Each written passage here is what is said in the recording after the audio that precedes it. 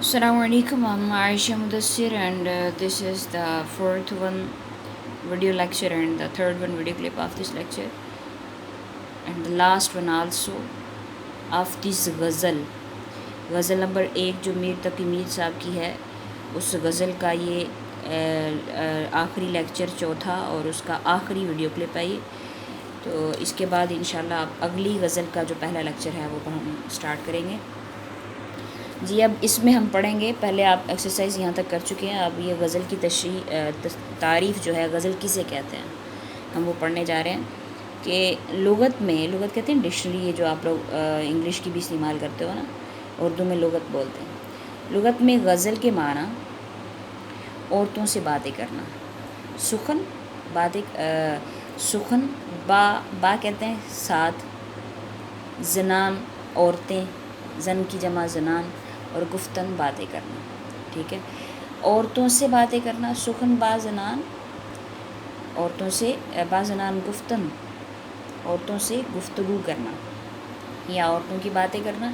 सुखन अज जनाने गुफ्तन, मतलब और अज मतलब की बातें, की तरफ से बातें करना। ये दोनों आपको यहाँ पे अंडर ब्रैकेट जो नज़र आ रहे हैं, ये फ़ारसी के अल्फाज हैं। अब ये क्या है, गज़ल के माना औरतों से बातें करना या औरतों की बातें करना के हैं।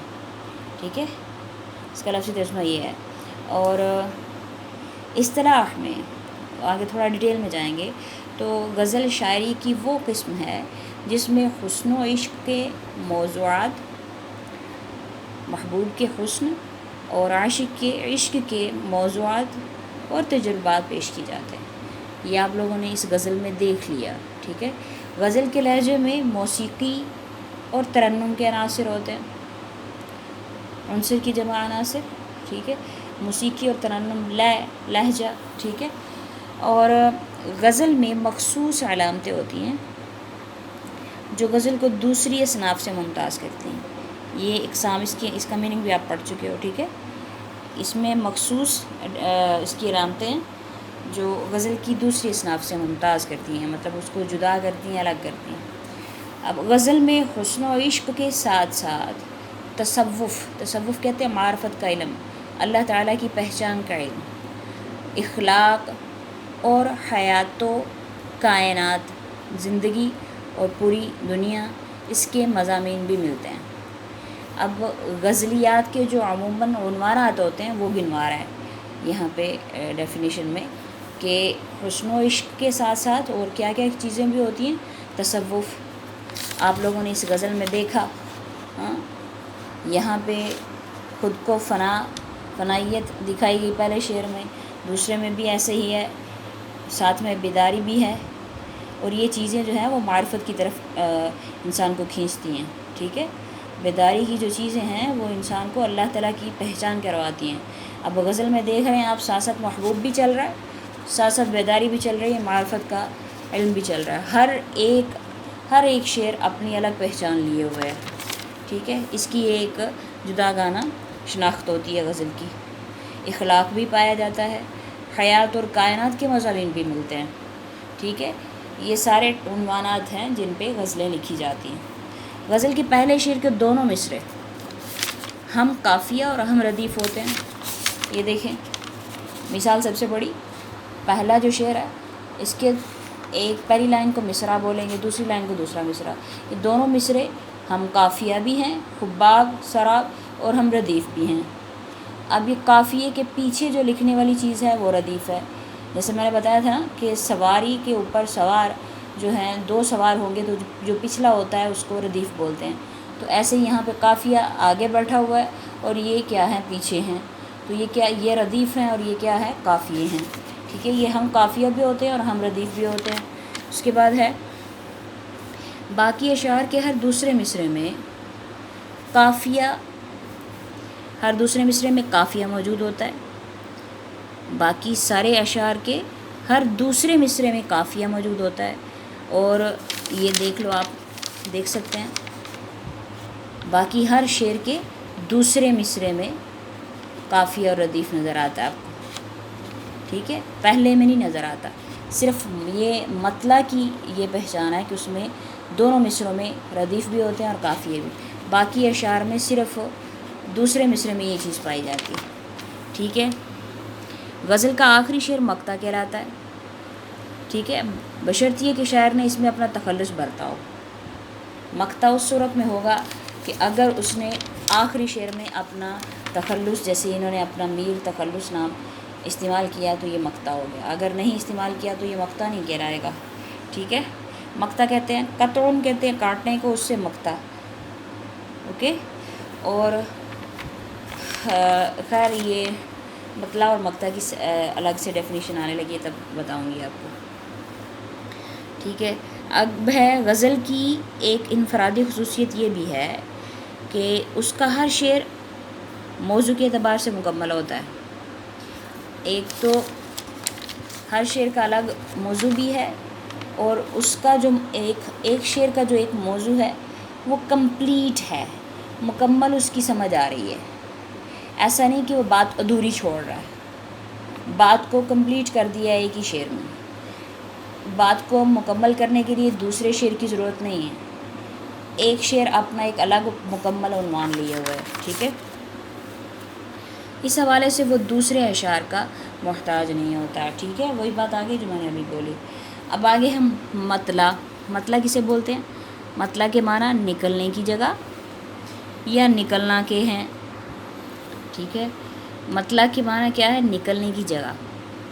طلوع کہتے ہیں طلوع ہونا، نکلنا، اور اس سے مطلع، جہاں مطلع اسے کہیں گے جس سے نکلی جاتی ہے، جیسے آپ فعل ہوتا ہے نا کام، فاعل ہوتا ہے کام کرنے والا، اور مفعول جس پہ کام کیا جائے، ایسے یہاں پہ بھی طلوع سے جیسے وہ مفعول ہے ایسے یہ مطلع ہے، ٹھیک ہے۔ نکلنے کی جگہ جہاں سے طلوع ہوتا ہے وہ کیا ہے؟ مطلع۔ سورج جس طرف سے نکلے گا وہ کیا ہوگا؟ مطلع۔ اور یہاں پہ بھی شعر کا پہلے شعر سے غزل کا کیونکہ آغاز ہوتا ہے، اس سے غزل نکلتی ہے، اس لیے اس کو مطلع سے تشبیہ دی گئی ہے، ٹھیک ہے۔ اور اصطلاح میں غزل یا قصیدہ اس کے پہلے شعر کو مطلع کہا جاتا ہے۔ ڈیفینیشن زیادہ ڈیٹیل میں آئے تو غزل یا قصیدے کا جو پہلا شعر ہے اس کو مطلع کہا جاتا ہے، چونکہ غزل یا قصیدہ اس شعر سے شروع ہوتا ہے۔ بات وہی آ گئی نا کہ جو اوپننگ کرتا ہے، جو چیز اوپننگ کر رہی ہے وہ مطلع کہلائے گی۔ مطلع کے دونوں مصرے ہم کافی اور ہم ردیف ہوتے ہیں، وہی جو بھی چیز یہ پڑھی آپ نے، جن شعروں میں یہ التزام نہ ہو، مطلب ایسا امتزاج نہ ہو، یہ چیز نہ پائی جاتی ہو، وہ اشعار مطلع نہیں کہلاتے، ٹھیک ہے۔ اگر پہلا کوئی شعر ہے کسی چیز کا، غزل کا، اور اس میں یہ دونوں چیزیں نہ پائی جائیں، کون کون سی بلا؟ ایک ردیف اور ایک ہم قافیہ، تو اس کو مطلع نہیں کہیں گے، اس کو غزل کا مطلع نہیں کہیں گے۔ غزل کا مطلع وہی ہوگا جس میں شرط یہ لازمی ہو، ہم قافی اور ہم ردیف بھی ہوں دونوں مصرے، وہ آپ کا مطلع کہلائے گا، ٹھیک ہے۔ تو مطلع کی آگے جو چند مثالیں ہیں وہ دکھانے لگے ہیں نیکسٹ پیج پہ، یہ دیکھیں اب مختلف غزلیات کے پہلے شعر لیے گئے ہیں۔ فقیرانہ آئے صدا کر چلے، میاں خوش رہو ہم دعا کر چلے، ٹھیک ہے۔ کر چلے ردیف بھی ہے، صدا دعا آ ہم قافیہ بھی ہے۔ ایسے ہی دوسرا ایک اور غزل کا پہلا شعر ہے، جہاں تیرا نقش قدم دیکھتے ہیں، خیاباں خیاباں ارم دیکھتے ہیں، دم رم ام مطلب یہ دونوں کیا ہم قافیہ، دیکھتے ہیں یہ ردیف، ٹھیک ہے۔ لگتا نہیں ہے جی میرا اجڑے دیار میں، اس کس کی بنی ہے عالم ناپائیدار میں، ٹھیک ہے۔ دیار دار ناپائیدار، آر دونوں میں ہے اور میں بھی ہے، اوکے۔ اب آجے مقطع کی طرف۔ مقطع کس کو بولتے ہیں، اس کی ڈیفینیشن کیسی ہے؟ کہ مقطع کے لغوی معنی ختم کرنے یا کاٹنے کے ہیں۔ قطع سے نکلا ہے نا، کاٹنا، اس سے مقطع، جیسے وہ طلع سے نکلا ہے ایسے یہ قطع سے نکلا ہے، تو اس کا مطلب ہے کاٹنا۔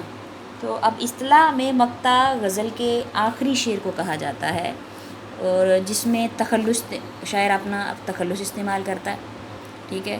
اب جس شعر میں شاعر اپنا تخلص استعمال نہ کرے اسے غزل کا آخری شعر کہا جائے گا، مقطع نہیں کہا جائے گا، ٹھیک ہے۔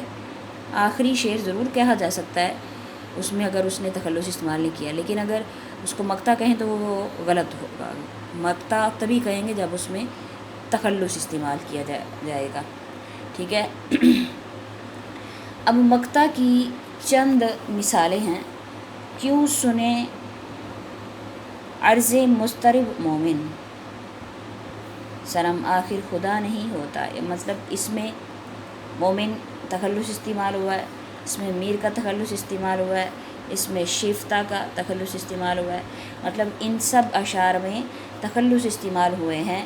تو یہ کیا ہیں؟ غزلیات کے مقطع ہیں. آخری شعر ہیں یہ. اوکے. اب بیٹا اس غزل کو اچھے سے ذہن نشین کیجیے گا، اس کی ایکسرسائز کو بھی ذرا دھیان سے ذہن نشین کیجیے گا، اور ہمیں دعا میں یاد رکھیے گا. اللہ حافظ.